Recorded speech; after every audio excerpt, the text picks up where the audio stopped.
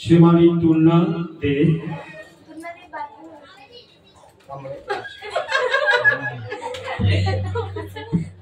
আমার গানের শুরুতে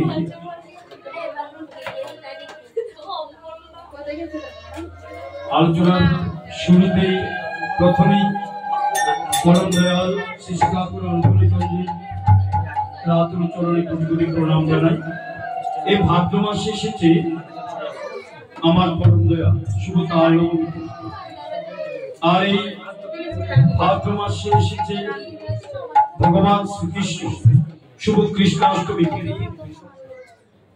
তাই চলুন দুই পুরুষোত্তমের আবির্ভাব স্মৃতি স্মরণ করে আমরা ভাদ্র মাস ব্যাপী ভাদ্র পরিক্রমা উদযাপন করছি। এখানে তিনি এসেছেন তাই ওনাকে আমরা উলুধ্বনির মধ্যে দিয়ে সুস্বাগত জানাই। বন্দে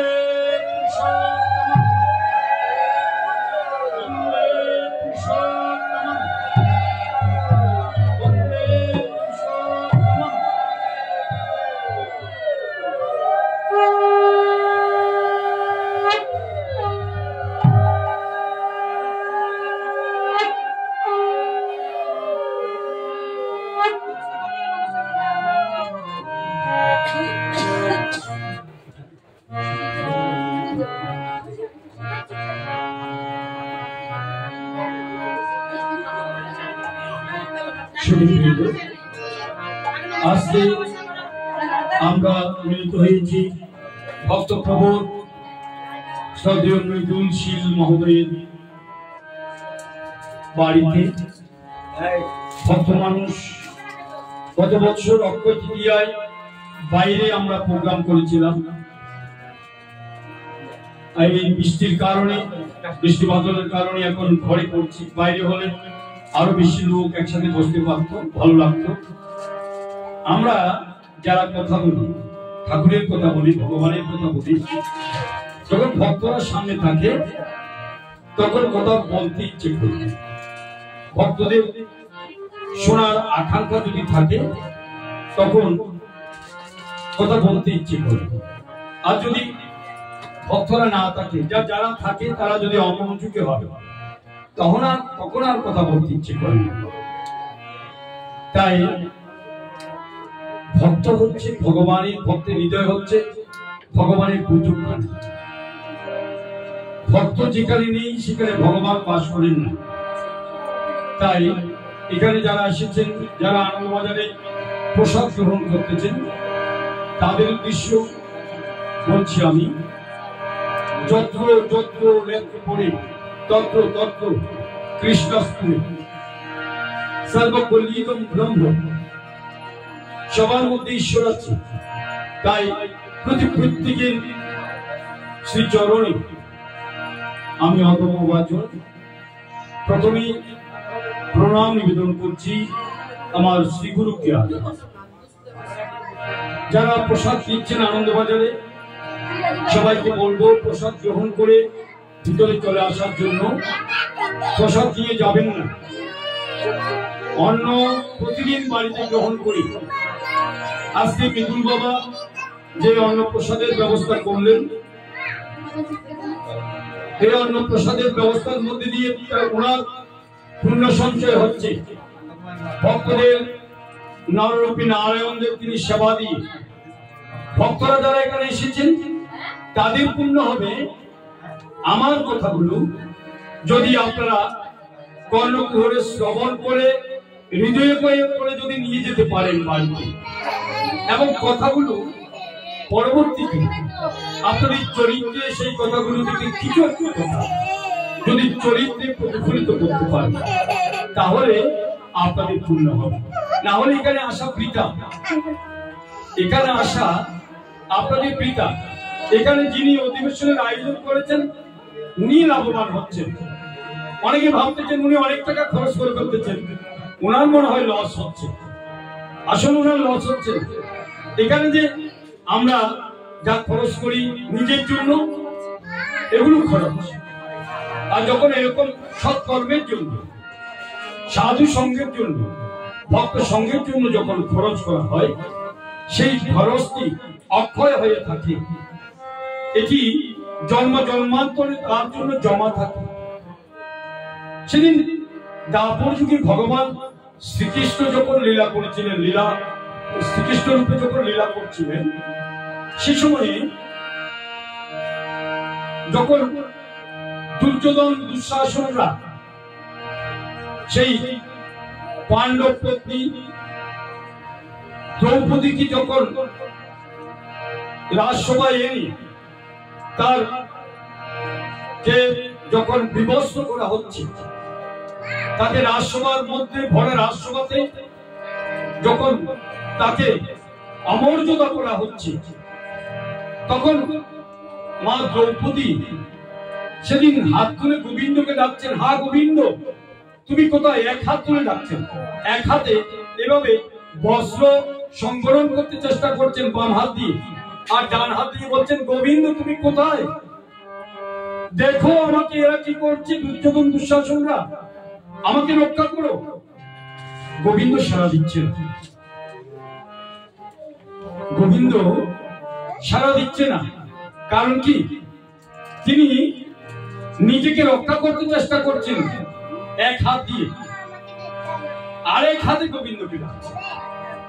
গোবিন্দকে ডাকতে গেলে দুহাত তুলে ডাকতে হবে। দুহাত তুলে যদি ডাকতে না পারি তাহলে গোবিন্দ সাড়া দেবেন। সবাই দুহাত তুলে আবার চলুন ভগবানকে একটু ডাকি। অনেকে বলেন বন্দে পুরুষোত্তম ধ্বনি দিলে সেটা ঠাকুর অনুকূলচন্দ্রের ধ্বনি হয়। বন্দে পুরুষোত্তম শব্দের অর্থ হচ্ছে বন্দে পুরুষোত্তম, সে শব্দের অর্থ হচ্ছে পুরুষোত্তমকে বন্দনা করি।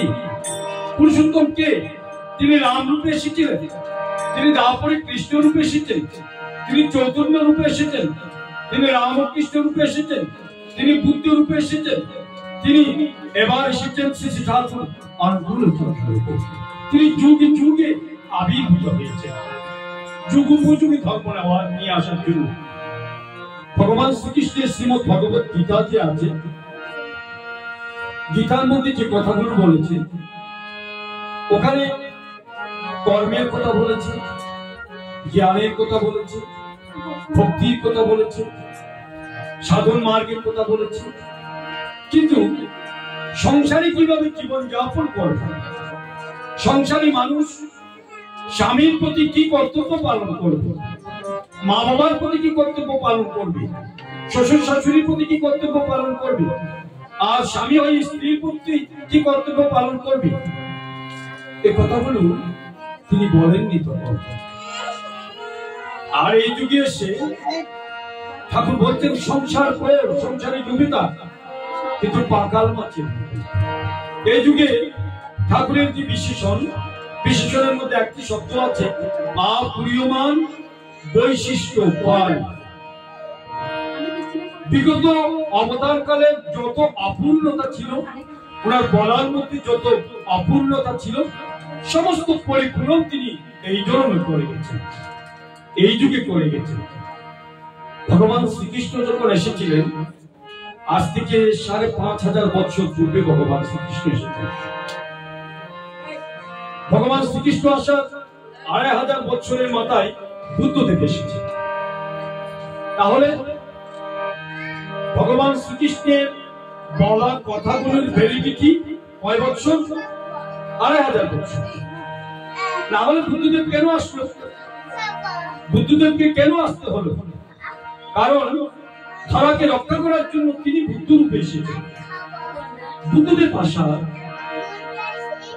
প্রায় ৫০০ বছরের মাথায় জেরুজালেমে প্রভু যিশু এসেছেন, ঈশ্বর পুত্র যিশু এসেছেন ৫০০ বছরের মাথায় বুদ্ধদেব। তাহলে বুদ্ধদেবের কথার ভ্যালিডিটি, বাণীর ভ্যালিডিটি ৫০০ বছর।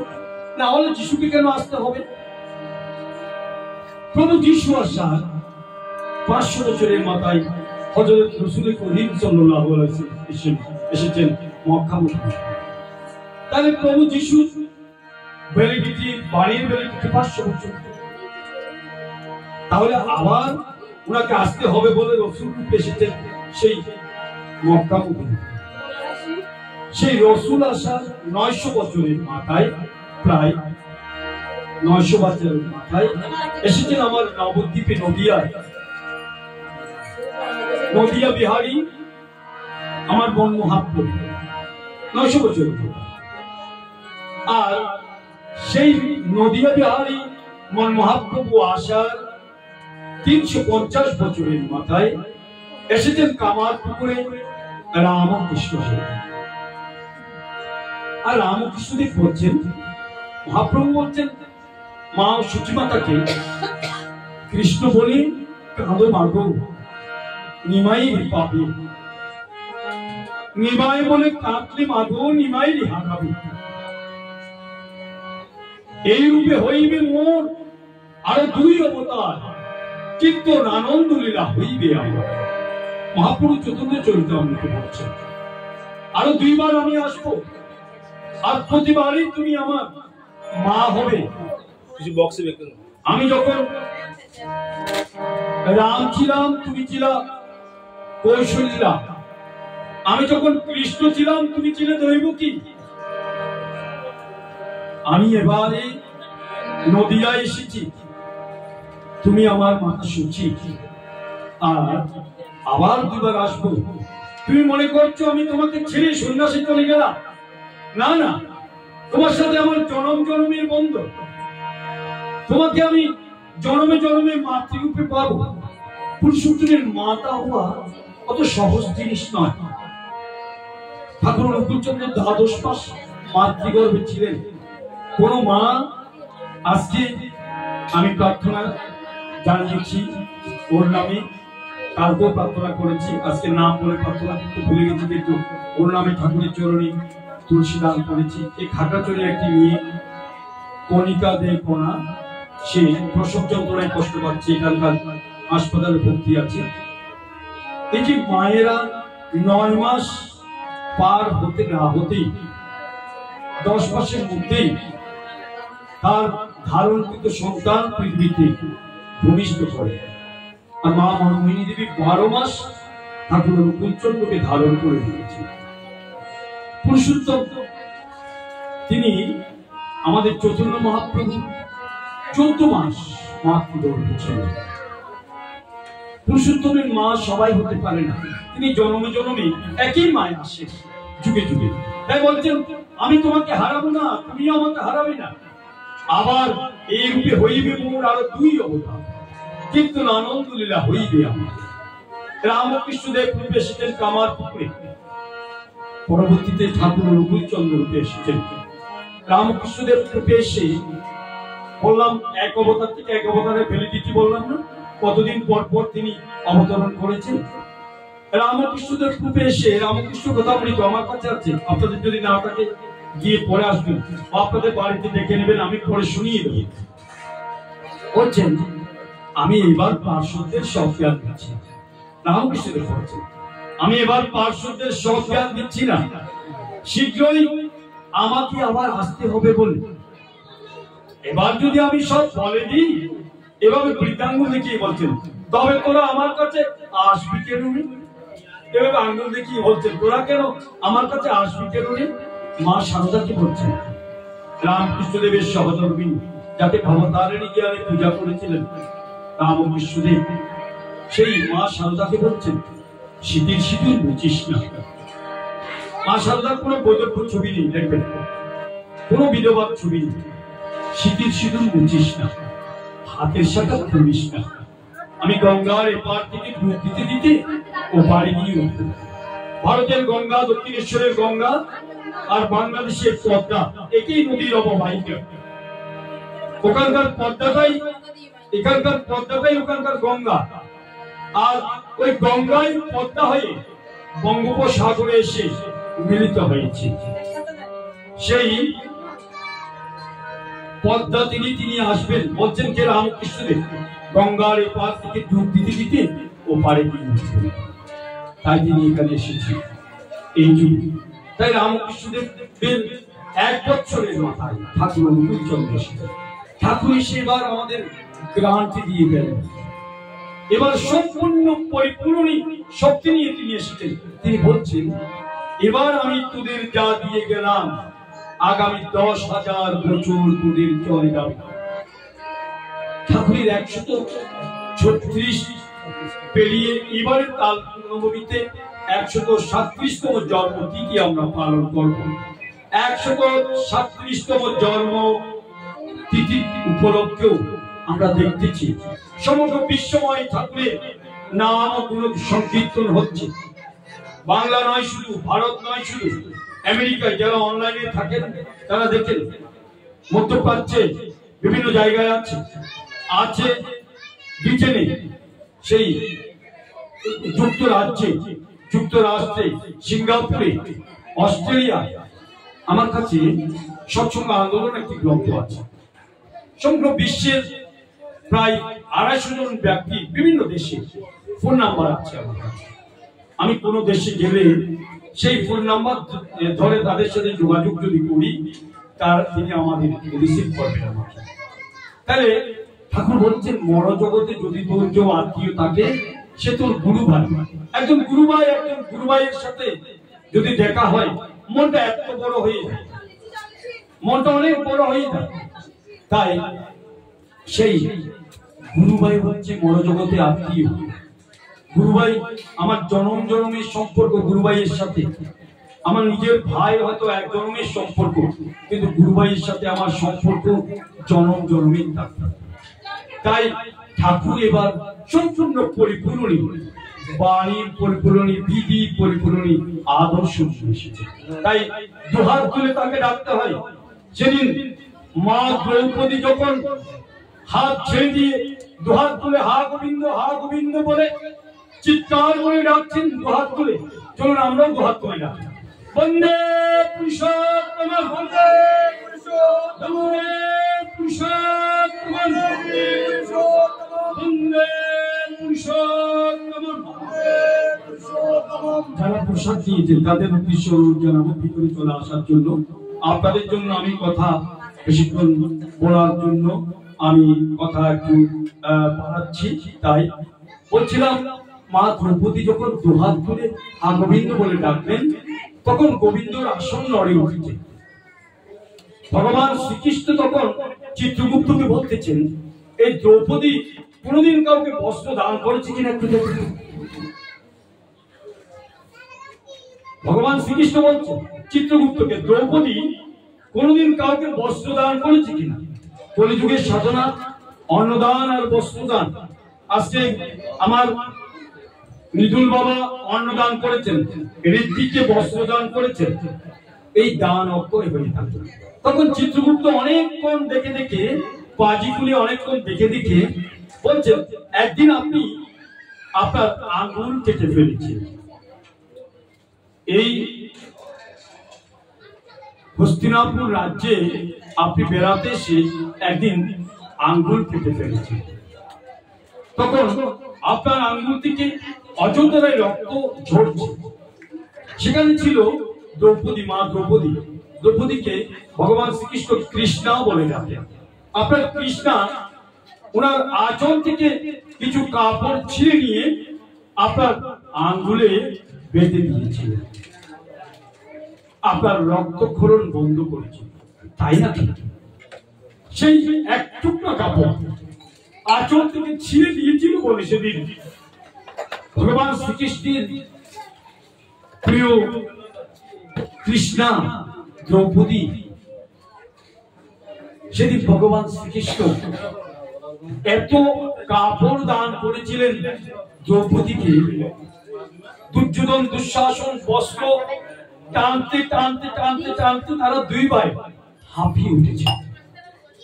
তাদের শক্তি আর নেই, বস্ত্র টেনে খোলার জন্য তাদের আর শক্তি নেই।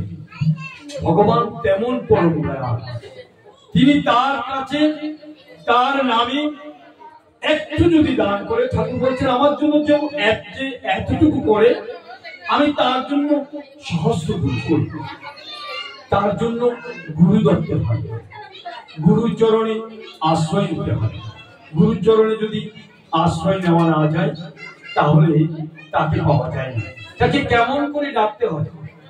ঠাকুর অনুকূলচন্দ্রের প্রিয় পার্শ্বদ পঞ্চানন সরকার এই পাপটা হিমায়তপুরে পঞ্চানন সরকারকে দিয়ে ঠাকুর সেদিন শিক্ষায় একটি আন্দোলন সৃষ্টি করেছিলেন। 3 বছরে এন্ট্রান্স পাস করিয়েছিলেন পঞ্চানন্দাকে। একদম ও আর ক জানে না এমন ছেলে, এমন মেয়েকে, ছেলে নয় মেয়েদের পড়াতেন, তাদেরকে সেদিন তিনি এন্ট্রান্স পাস করিয়েছিলেন 3 বছর। শেষ করে দেব, সবাই খাওয়ার জন্য সবাই ব্যস্ত।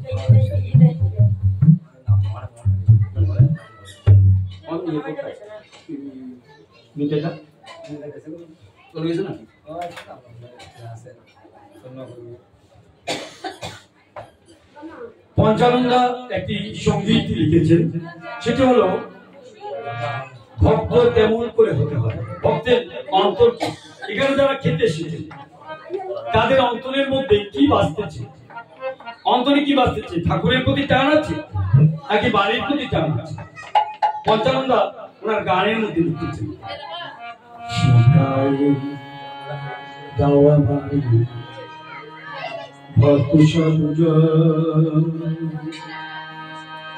কেমনি করবো আমি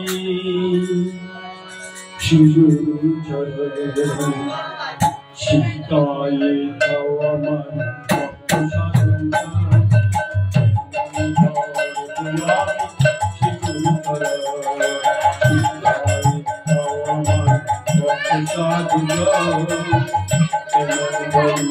I'm